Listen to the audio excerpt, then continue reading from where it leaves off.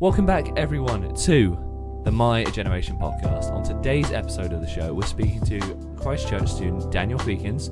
We've spoken about film before on the podcast, but today we're talking about those underrated movies. We're focusing on some of the ones that maybe you haven't heard of, haven't seen, they just went under the radar. Hopefully today will open your eyes to a few incredible new movies. Also, every single week on the My Generation podcast, we have an album recommendation from Sammy Bacon, so he'll be back on the show. Tune in to find out what album he recommends, as well as local Kent artists Wake Up Leo. They'll be on the show with two of their songs today. So welcome to the show, Dan. Hi, thank you for having me. No problem at all. You're a big film buff, right? Yeah, you could say that. Yeah, and have you always been watching films your whole life? Yeah, ever since I was born, pretty much. Start early. Oh, of course. And I mean, this is going to be a tough question to sort of open with, but what got you into film, really? Was there a first film you saw or a moment that you can remember? I would say the first film that kind of made me realise I wanted to make, because obviously I make films as well, so do you. The first film that kind of made me realise I wanted to do something like that, probably Hot Fuzz. I just saw it and I just fell in love, basically. A really funny movie. Yes. A lot of people know about Hot Fuzz, though. Yeah, it's not an underrated film. No, that's a well-rated film. Yeah. And quite rightly. It's just the first film that made me want to make films, I guess. Yeah. And was that from the comedy, I think it was just kind of the deconstruction of other movies, which I found so interesting. So. Yeah, lovely. Well, on the show today, we're obviously talking about all the different films that are those sort of under-the-radar ones. I love talking about film on this show. I've done it a few times before, and this sort of spell, we've had quite a lot of filmy stuff coming out as well. We've had a few freelance filmmakers on the show, people behind the camera and in front of it, and now we're diving into those big films that you just need to see. I mean, you've got all your notes here, all the loads of films that you've come prepared with today. Yes. What's the first film on your list that we need to see? The first film on my list? The Place Beyond the Pines. Good start. We'll start there. I love that film. I've seen it. Yes. And we're probably going to go into spoilers as well a little bit. So we'll spoiler warning before Dan gets into them. But talk to me about Place Beyond the Pines. What is it and why is it such a good film? It's kind of just a story of like this motorcycle rider who finds out that he's having a child. And I suppose it's that idea of him kind of trying to sort his life out and provide for this child. Despite the fact he hasn't really got any skills other than riding a motorbike. Yeah. It's a good story about like generations as well, and family, and what you leave behind. And that's like a 2012 movie, right? Yes, 2012. Ryan Gosling, great cast. Bradley Cooper. Yeah, it's such an incredible cast. And why do you think not enough people saw this film? I don't really know, to be honest with you. I didn't really feel like it was advertised. I don't know if that's because we were younger at the time, perhaps. But I didn't really see much about it. No, I missed it. I kind of just picked it up late one night on TV. Yeah, I think that's how most people probably come to find it as of late, because I think it's only it's made a little bit of a resurgence as hey, this film was really good, why did no one see this in 2012? Yeah, that's kind of what it's become now. And are there certain themes within that movie that really sort of strike a chord with you? I suppose without giving too much away, the idea of the generations and the sons kind of becoming their fathers in a way. Yeah, and how, some not being able to escape your past sometimes, really. Yeah, of course. Yeah, nice. Well, that's a pretty strong start. I would thoroughly recommend it because I've also seen that film. But I'm sure there's going to be many on your long list that you brought with us today that I probably haven't seen. There definitely will be a few. Nice. Well, let's go to one of them. Come on, let's hit me with a film that I've definitely not seen. Blind Spotting. Never even heard of it. Came out in 2018. Absolutely phenomenal film. Written by David Diggs and Raphael Casal. You may have heard of David Diggs from Hamilton, the play. Yeah. Yes. Yeah. Yeah. Yeah. He's one of the stars of that, and he went off and he made this film with his childhood friend, kind of about gentrification in poorer areas of Oakland, and it's just fascinating to watch. It deals with themes of race and gentrification, like I said. and different kind of classes. Nice. It's quite powerful subject matter, really, isn't it? So you've got to handle that in quite a serious tone, I imagine. It's a very interesting film for the way that it balances comedy, because there are moments where you're almost in tears at how sad and just realistic this film is, and then there are moments of just absurd comedy, So it's kind especially of like from Parasite. Raphael Casal. It's like Parasite, really, in a way, which talks about class differences. The movie that won Best Picture, because that talks about class structure and has the funny scenes jumping those. I would say this is a bit funnier than Parasite. Oh, interesting. But yeah, I can see kind of the parallels. It's called Blind Spotting. Yeah, everyone should see it if they get a chance. It's honestly one of my favourite films. And where's that available? DVD, Blu-ray. Yeah. And I think it's on Prime. Yeah, nice. It was a while ago anyway. Yeah, because I haven't even heard of it, so why has that one not made it anywhere? I suppose because it was kind of such an independent film. And like I said, Raphael Casal and David Diggs wrote it. I think about 20 years ago they wrote it. And it just took them so long to get it made because they didn't really have the star power to get it financed. And so they got a weaker distribution deal, I'd imagine. It didn't even get a theatrical release in the UK. Interesting. That would be why I guess not a lot of people heard of it. So is it so it's a good film, but a lot of more unknown cast members then? Yeah, I would say David Diggs is the most famous person there, and he's not particularly famous either at this time. Interesting. Well, there's something nice about seeing actors for the first time in something as well. I kind of got that a little bit when I saw 1917 because I hadn't seen any of the other work that either of the two main actors had done. So that was that's interesting. Quite nice because you get that. I can't put this face to any other performance, so that's in a way quite nice. See, interestingly enough for me, with 1917, I'd seen George Mackay in The Secret of Marrowbone. Okay. The year before, I think it was 2017 actually, but I didn't even realise it was him until after I got out and researched who the guy was in 1917. Especially because he just disappeared into that role so well. Yeah, and especially when it's been a couple of years and then that was sort of the only thing you saw them in once. Yeah, exactly. It's a bit different, yeah. But he's fantastic in that as well. That's a film that people should check out.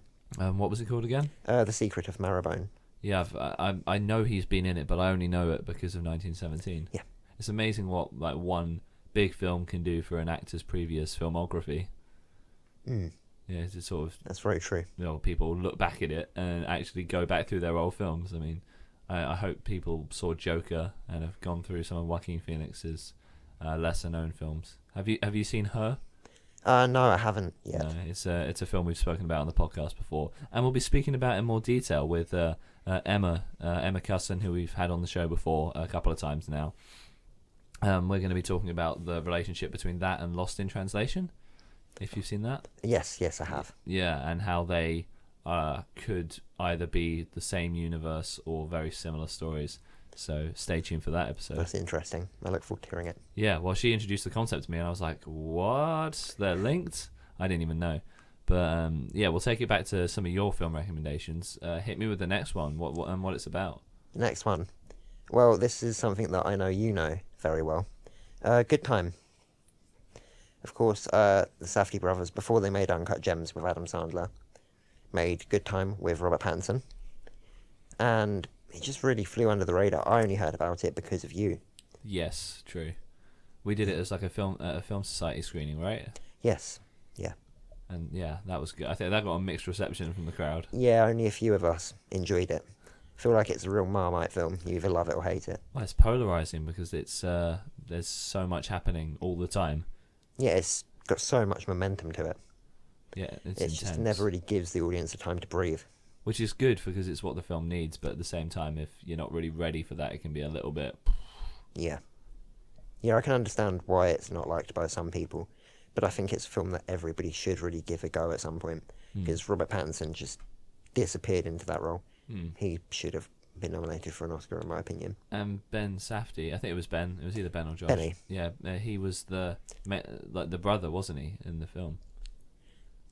It was one of the Safdie brothers. He was. Yeah, I think it is. Yeah, He was the brother with the learning difficulties. Yeah.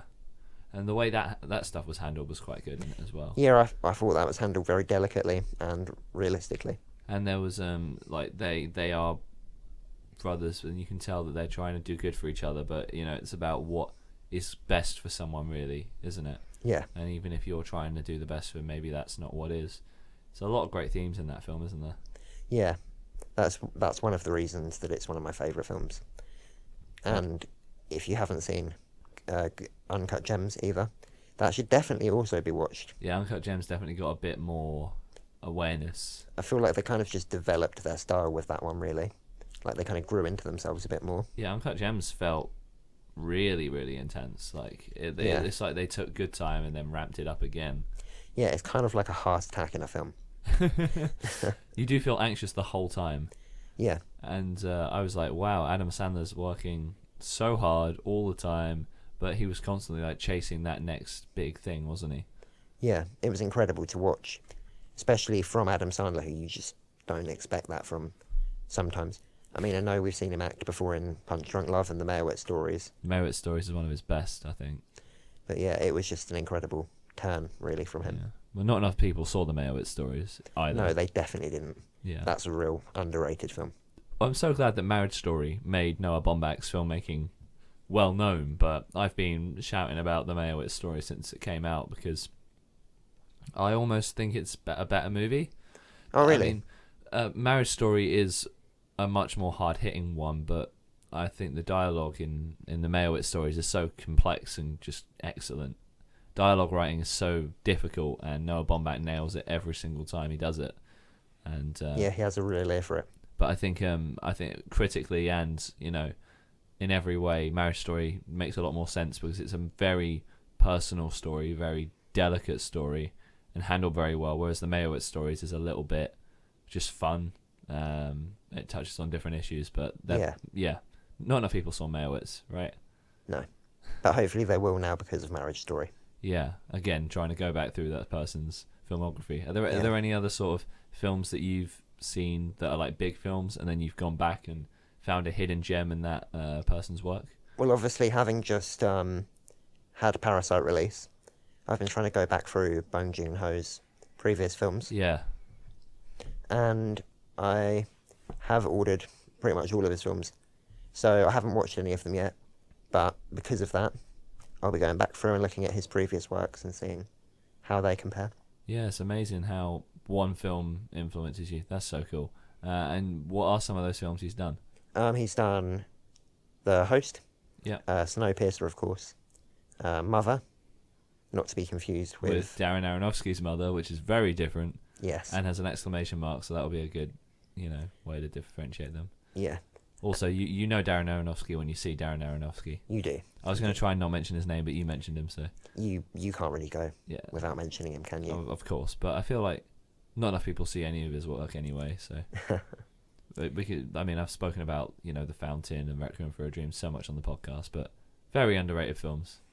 Yeah. And the other film that Bong has done would be Okja, which is on Netflix, and Memories of Murder, which is actually free on YouTube.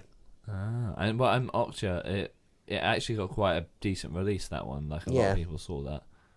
But I think sort of critically, his Korean films have sort of done much better, haven't they? Really, over the years, than his sort of more English language films. But yeah, which is surprising because Snowpiercer still hasn't really received a UK release. No, but so it's been an absolute nightmare trying to get hold of that to watch. Yeah, no, I assume is it not on any streaming services either then? I think it was on Prime. I think it is on Prime, but you have to pay. Yeah. But yeah, there's not even a DVD of it. Yeah, it's not easy to get a hold of some of these classics. No, it's a real shame. It's like there's a filmmaker called Jonas Mekas who does like documentary-esque films from like the 50s and 60s. He's an absolutely prolific filmmaker. He's made so many things. I found it quite difficult to get hold of some of his stuff, and it's fascinating. These sort of windows into the past. And I'm like, I just want to see this. Where do I find these? It's not enough of the release, but then it almost feels quite rewarding when you're able to actually find one of these hidden gems, right? Yeah, absolutely. Good. Well, we're going to keep talking to Dan in just a moment, but we're going to move to our music feature. You know Sammy Bacon. I do. Yep, completely thought you were speaking to the audience then. Yeah. Well, no, the audience knows Sammy Bacon, but you know him too. Yeah, I do. He's a lovely guy. He comes on every single Thursday and gives you it used to be 1 minute quickfire album review. His length of album review tends to vary. Who knows what it'll be for this episode. It'll be very wild, whatever Sammy goes for. He talks every single Thursday recommending a brand new album for you to listen to. And here is the album that Sammy recommends this week. Hey, what's going on, everybody? Sammy Bacon here to recommend you an album from the legendary indie funk band Parquet Courts. If you don't know who Parquet Courts are, what the hell are you doing? Listen to Parquet Courts, man. Anyway, I'm recommending you their latest, to date, 6th studio album, Wide Awake. Wide Awake is the best album in the Parquet Courts catalogue and moves on and evolves their original hard punk aesthetics, adding in funk elements and a strong emphasis on grooves. And that's what Andrew Savage of Parquet Courts said in an interview on KEXP, that was one of the focuses of the album. And you really hear that it's a groovy, funky, punky album. And it brings in more complex instrumentations such as omnichords, synths, pianos, keyboards, etc., etc., etc. And this album blends social commentary, but there are several introspective moments, and this album is just so tight. Oh, it's so well played, it's so well produced, it's amazing. The album kicks off with the song Total Football, which is a song about how to describe it?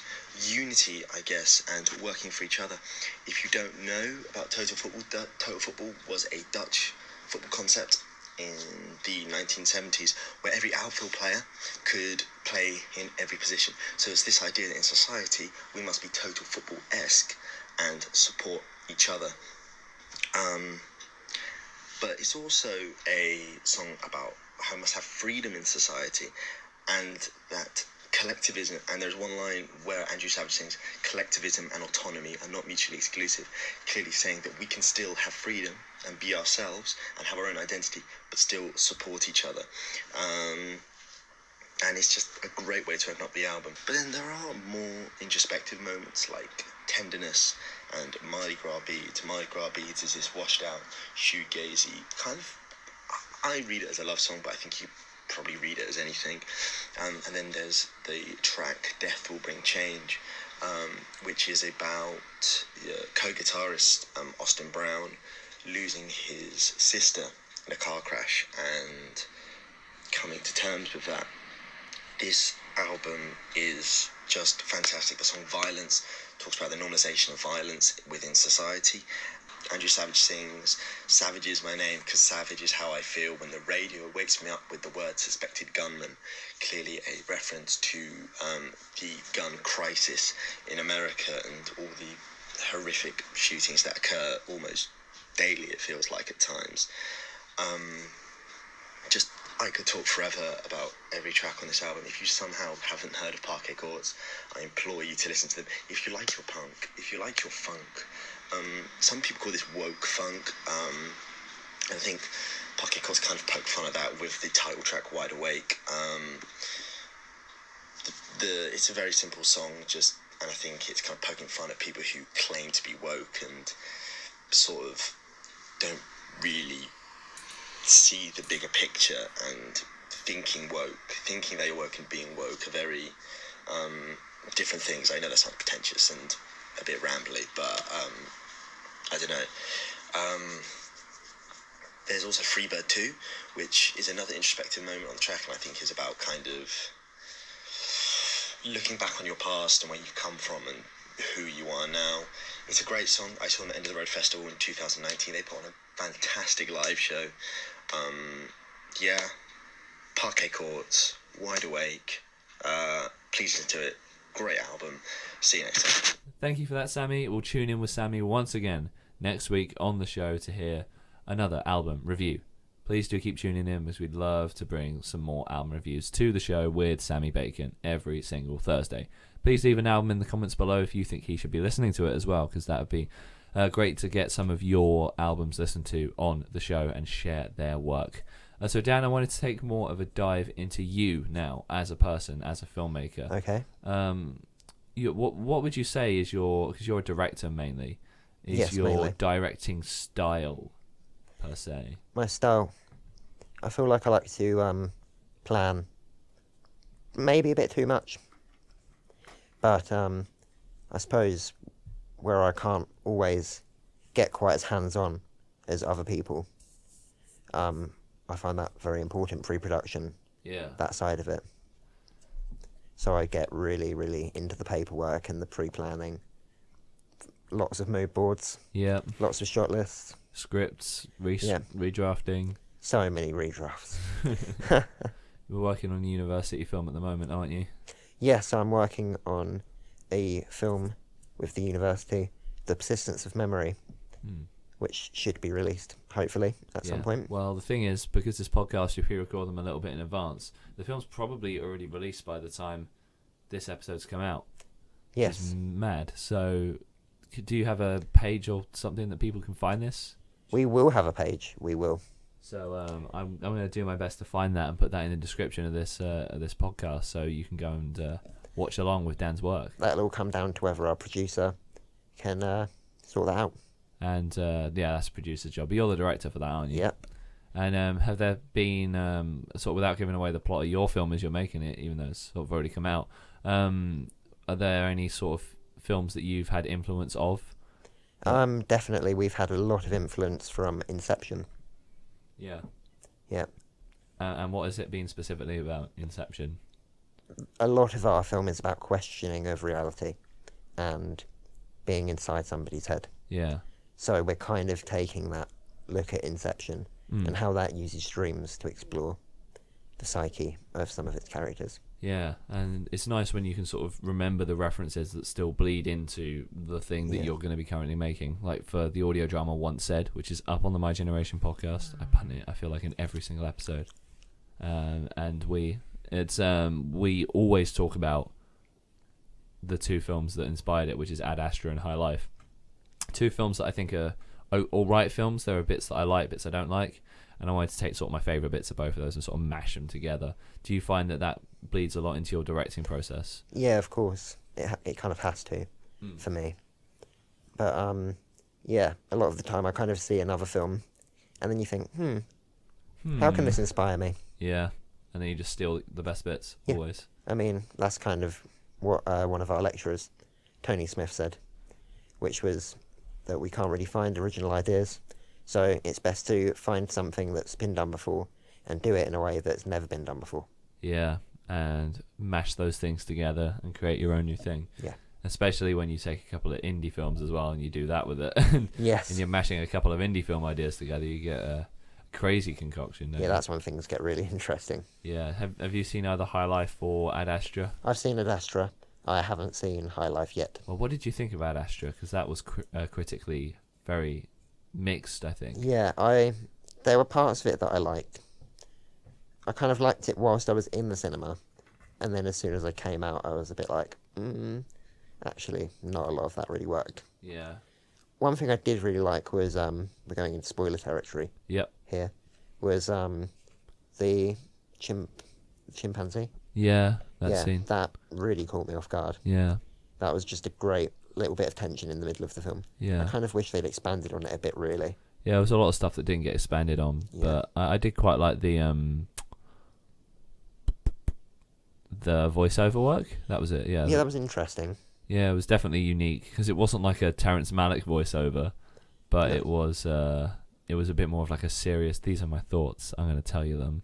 Yeah. But it was kind of an interesting way of doing exposition. Yeah. Because exposition is one of those things where it's so difficult to get out sometimes. Do you do it visually? Do you do it talking? Creative? Are there any sort of examples that stick out to you of really creative exposition reveals within movies or ways of doing it? In Hereditary, yes, by Ari Aster, I thought the exposition in that was just great. It kind of really let you into the family dynamic without being obvious. Oh, here comes the exposition. Yeah. It really let you know about the mother, Toni Collette's relationship with her mother. Yeah. It just kind of showed that really nicely without actually showing it. She kind of hinted at enough to give you the pieces to figure it out yourself. It's nice when a filmmaker respects their audience enough to just give them the pieces and be like, go on, you go figure it out now. Well, absolutely, because audiences aren't always stupid. And not all the time. Sometimes, not all the time. Maybe sometimes. But I like to think that audiences are intelligent enough to figure out the films for themselves. Yeah, and it's nice when you give them, actual things to contemplate rather than just telling them exactly every beat. Yeah, of course. Gives them room to interpret. If you let them think about the film a bit more, oftentimes it kind of sticks with them for longer. Yeah, well, it's like that's why I quite like A Place Beyond the Pines, the film we started this off with, because Absolutely. I mean, your description of it would sort of differ from mine as to what the themes are necessarily and how what it all means. Yeah, well, it can be interpreted in a lot of different ways. Yeah, which is nice, as opposed to if it was all just handed to you on a plate. Yeah. It's not quite the same enjoyment, is it? But hey, that's why I like The Fountain, because, I still haven't seen it. Oh, it's a great film. I still, in as many podcasts as I can, I'll tell people to watch The Fountain. Dan's wincing because of the amount of times I've told him to watch The Fountain. Yeah, it's about a monthly occurrence here at the university. Yeah, I mean, I've slowed down doing it in class, but now I just do it on the podcast instead and hope one day someone will listen. Maybe they will. Maybe, maybe not. Right, now, moving on to music. We're moving over to Wake Up Leo. They are sort of an indie pop rock band. I know Leo quite well, the lead singer and guitarist within the band. Really cool stuff, really great group. Again, their link's going to be in the description, so you can check out Wake Up Leo. They've got a music video as well for the song we're about to play, so they've got that over on their YouTube page. Thoroughly recommend checking that as well. And we're going to be playing here on the My Generation podcast their song Friends by Wake Up Leo.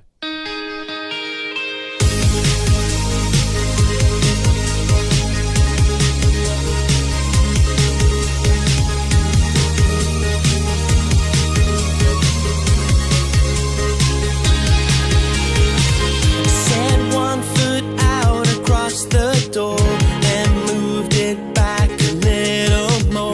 I need to be in places, just let my body go, because he said, she said, do the right things at all the right times. But I began to wonder why, 'cause I've got friends that live inside, play with my soul and fight for my mind. I've got friends inside that won't let go, 'cause I've got friends that live inside, play with my soul and fight for my mind. I've got friends inside that won't let go. So many stories I could tell, shut down, trapped, locked up in a cell. Beautiful open spaces, anxiety replaces. Go on, get on back, put your mind onto the right track. Oh, come on, come on, come on, come on, come on. 'Cause I've got friends that live inside, play with my soul and fight for my mind. I've got friends inside that won't let go, 'cause I've got friends that live inside, play with my soul and fight for my mind. I've got friends inside that won't let go.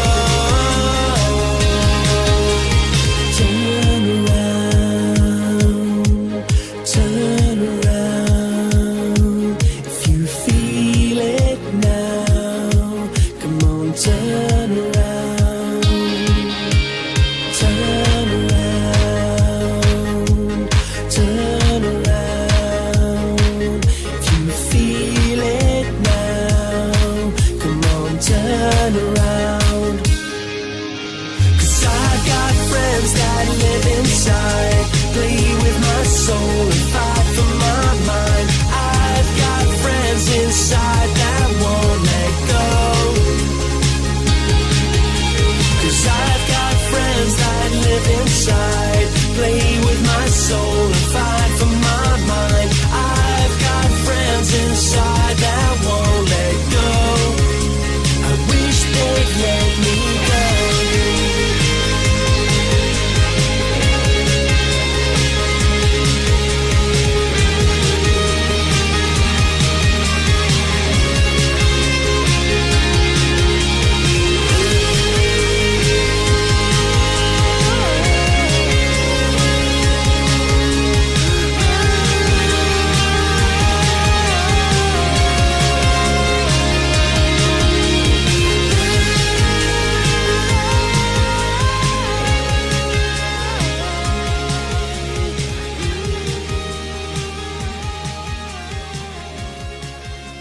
And that was Wake Up Leo with their song Friends here on the My Generation podcast. And we'll be playing another one of their songs later on in the show. Just to also let you all know, we are available now on the My Generation podcast on SoundCloud, Spotify and YouTube. So whatever medium you're listening on, if you wanted to listen on Spotify, you can do that now. Just search the My Generation podcast over there, as that's fairly new to the show. And every Thursday's episodes will all be going up on there as well. And soon when we do the Sunday night special editions of the show as well, as I'll be doing sort of personal anecdotal stories on Sunday evenings every Sunday from 6. Going to a bi-weekly show, which is craziness. So a guest on a Thursday and me on a Sunday. The show is expanding. And don't forget, we've also got Harry Monday.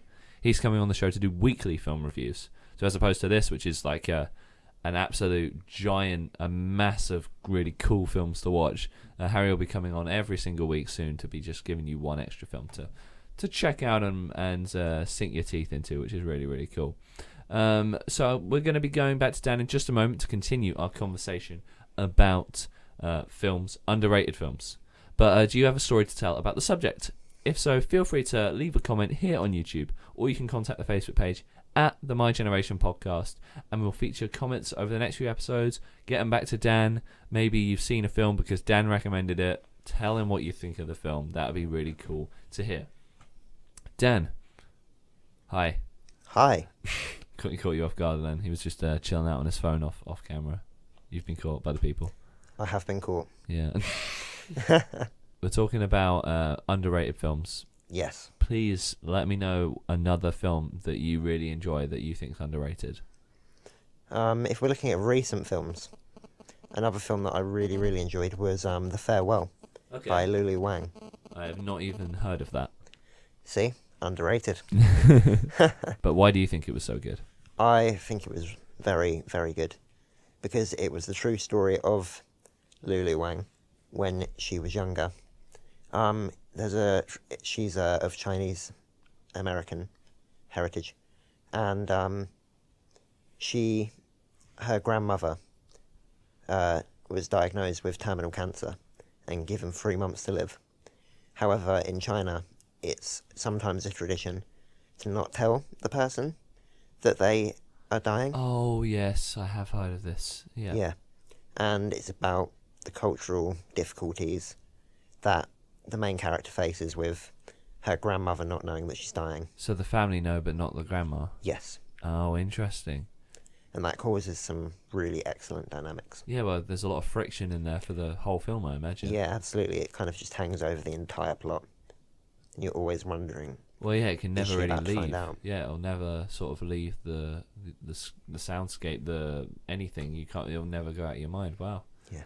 And so a plot like that is very interesting straight off the bat because, yeah, you can't ever leave the ideas. That's kind of like how with Parasite, I guess, the plot keeps getting more complicated throughout it. And you just know eventually something's going to go wrong, but you're sort of just waiting for it to. Yeah, it's almost like just sort of like stacking a deck of cards. Yeah. You're just waiting for them to topple over. Mm. Yeah, although... love a good board game. I'm going to play board games tonight, which is going to be really fun. I don't get enough time to play board games. Nobody does. Go play board games. They're fun. That's a recommendation. Get off your phones. Watch films and play board games. I'm going to be playing them in Canterbury with some friends I haven't seen in a while. They're fun. We're going to probably play Taboo because everyone likes Taboo, even though it's not really a board game. I'll probably vote people into chess and Connect 4. Of course. What's your favourite board game, Dan? My favourite board game, Exploding Kittens. It's a card game. What is that? Well, as the title suggests, there are kittens and they explode. Basically, it's if you pick up an exploding kitten, okay, you are out of the game. So everyone's picking up turn after turn, and the goal is to just not pick up an exploding kitten. So it's sort of random luck, really. There's a lot of skill that comes into it in tactics. Okay. You can get different cards that can affect the turn order, and there are cards that can show you cards in advance, and you can find diffusers for the kittens. So there's a lot of different tactics that kind of come into that. We're trying to prolong your life, really. Very interesting. Well, go play board games in your local board game cafe or restaurant, or play it at home with your family, and play Exploding Kittens. Definitely play Exploding Kittens. Have you played Toss the Burrito? Nope, now I want to though. No, it's just a game where basically you get points so you'll be sat around, and it's like you play basically a variant of Snap, and then if two people snap, they both have to grab a burrito and throw it at the other person, and if they hit them, they win that round. But the loser is then out of that heat. So if two people... I think it might be like the two. It's a very interesting game. I played it last summer. That sounds just deranged, to be honest with you. It's a very hard game to sell, but it was good fun. I'm sure it is. Play Toss the Burrito. Back to films. Back to films. No more board games. Not for now. We should do a whole episode on board games. We should. I want to go into local impact. So usually on the show, very Kent-based show, what would you recommend for someone who wants to get into obscure, under-the-radar indie films, who lives in the county of Kent? What should they be doing, Dan, to get involved in this kind of film? In filmmaking or in film watching? In watching of some of these obscure films that you suggested. Well, the best thing that you can do is go to the Curzon or the Gulbenkian, get membership cards for both if you can, and just start going down there and seeing any film that's showing.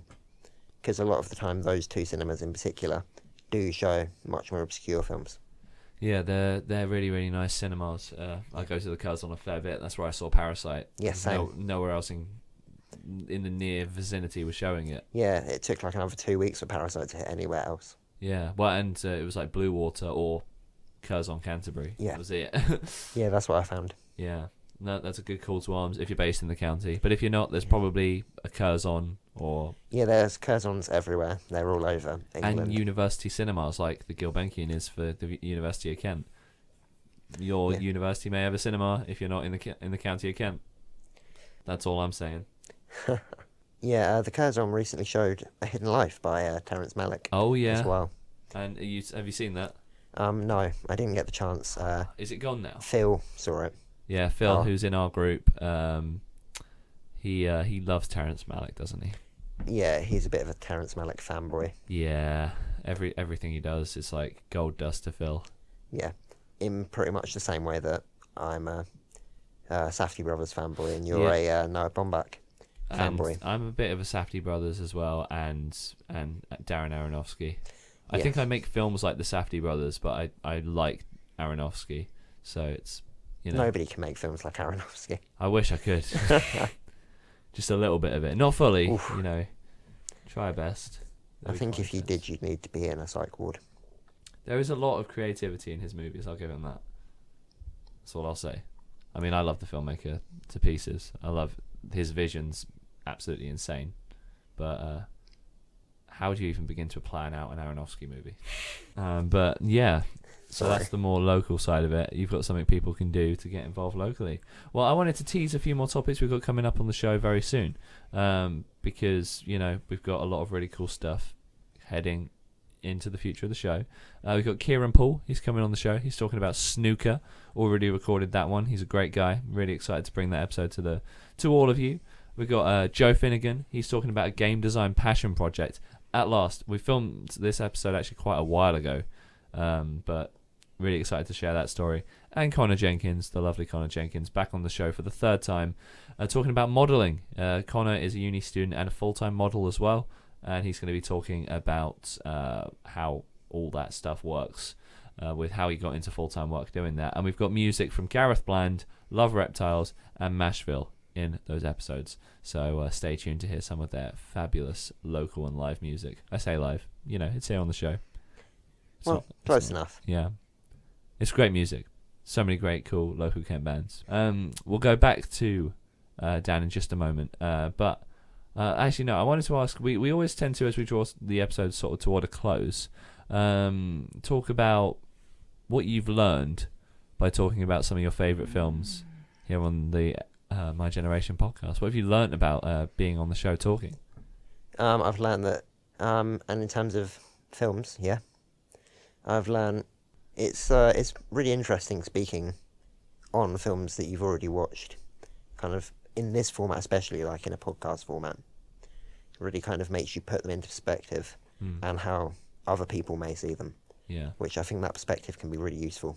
Yeah, because then we'll figure especially for our own filmmaking careers. Yeah, I mean, hearing the ideas that those films discuss again might, prompt you to think of another idea that goes on to be another film that absolutely can go anywhere. And we've got a whole lot of films, ideas and things that are going to be coming down the pipeline as well on the podcast. So, I mean, be sure to check all my social medias, which you can find in the description as well, because I'm sure me and Dan are going to be making loads of projects that'll be everywhere. And I'll try and put a link to your film if it's out by the time this comes out. Well, hopefully. Yeah, fingers crossed. What's the script called again? It is called The Persistence of Memory. Lovely. And who was that written by? That was written by Louis Kaplan. Amazing. And directed by? And directed by me, Daniel Feakins. Beautiful. Well, I'm sure the people look forward to seeing that film as well. So a little bit different from a feature film. Have you spoken about the film that you're... Have I spoken about the film I'm making? The one that I wrote. The one you wrote? No, not so much. Yeah, we're making a university film at the minute, written by the man in front of me.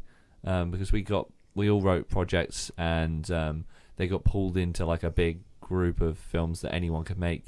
And our group are making your script, and your group is making someone else's script. I know, it's a great honour that somebody chose my script, really. It's pretty great fun. I didn't really think anybody was going to. I'm glad no one chose mine.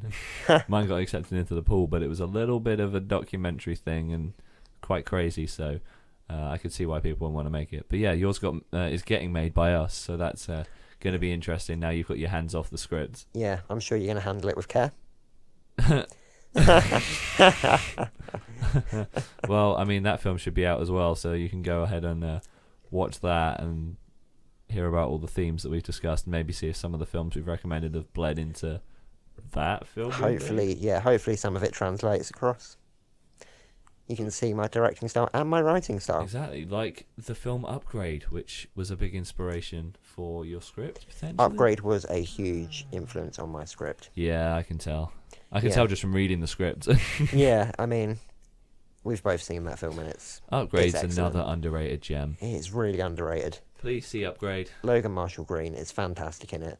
The amount of physicality that he brings to that role is just excellent. Yeah, performance really makes it. It's make or break on that. Yeah, it really is. But it's just such a funny film.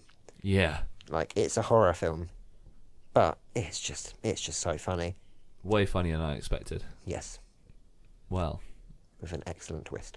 Yes, and we won't spoil that twist. No, we won't. Go and watch Upgrade. It's worth it. Play board games as well. Get outside sometimes as well. Yeah, go outdoors occasionally. Sometimes watch films. Sometimes play board games with your family. Watch films and board games outdoors. Yes. Watch the board games. A film and play board game night. Watch them outdoors. Yeah, in summer. This episode's coming out a little bit nearer to summer, but it's not quite summer yet. So, I wish it was summer. Oh well. Soon. We're recording this in February. I should never reveal when I record these because everyone's like, it's probably like 2023 at this point. It's so cold at the moment. Yeah, hopefully when you're listening to this, it's warm. Good luck to you in the warmth, because it's not here. But that's fine. We've got big the coats. opposite of warm. We're covered in big coats. We're not filming this outside, so I keep saying filming. We're not filming any of this. It's still cold in this basement though. It's not too bad in here. This is the same place that we record now most of our episodes. We've got a bit of equilibrium now.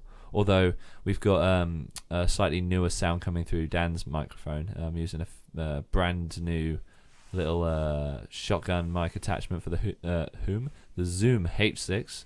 So please let me know what Dan's voice quality has sounded like for this show, because it's a new one that we may be bringing back to the show in the future. We're looking to mix up and vary some of the sound quality, so always interested to hear what you guys think. And we'll go back to Dan in just a moment to wrap up this week's episode of the My Generation podcast, but there are future topics I still want to speak to people about. So I want to speak to someone who is involved in calligraphy. If you're involved in it in any fashion and you're between the ages of 18 and 35 and you live in Kent, get in touch with the show. I want to speak to you at some point in the future about what you do, because it fascinates me. And please do go to all the links in the description, or go to the YouTube or Facebook page at the My Generation podcast. Well, Dan, that concludes this week's episode. Thank you for coming on. Thank you for having me. No problem. We're going to be playing one more song from Wake Up Leo to actually finish up the episode, but I hope you've enjoyed the show. It's been a pleasure. Yeah, lovely to have you on. We'll definitely have Dan on sometime further down the line, probably talk about board games or whatever in the future. Gotta love a good board game. Who doesn't? Who doesn't? We're going to play another song from Wake Up Leo to end the show. It's called Nowhere to Go. Maybe it's got some sort of reference to our careers. No, that's the song Friends, because our careers are... No, I can't make it connect. No. But Nowhere to Go, it's a brilliant song. Wake Up Leo, an incredible local Kent band, and Leo I know well, the guitarist and singer within the band. Great guy, lovely band, and an honour to play Nowhere to Go to finish this week's episode of the My Generation podcast with Dan Feakins. I've been Max Barrett, the guy sat opposite me has been Dan Feakins. Thank you. And we've been talking about film this week. Thank you very much for watching, and we'll tune in with you next week for the next episode of the My Generation podcast. In time, you'll be a stand-up member of society, and if you stick with me, we'll try to change just how the world will be. But your eyes shine bright with passion and a wild desire. One day they'll realize we did it all for you. Children by the night, soldiers by the day, told a lie when they were taken away. See it in the fight, see it in your dreams, see it in the lines that blur between. Nowhere to go, nowhere to go.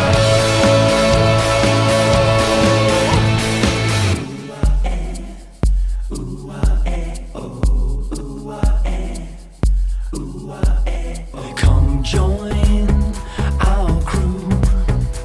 There's many things that you can get up to, and if you push on through, I've got a smoking metal toy for you. 'Cause it's right to fight for that which all your heart desires. It might not be the ideal way, but one day you will see. I said,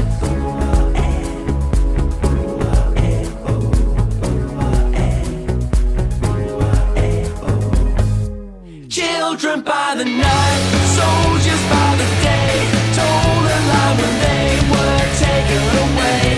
See it in the fight, see it in your dreams, see it in the lines that blur between. Nowhere to go, nowhere to go.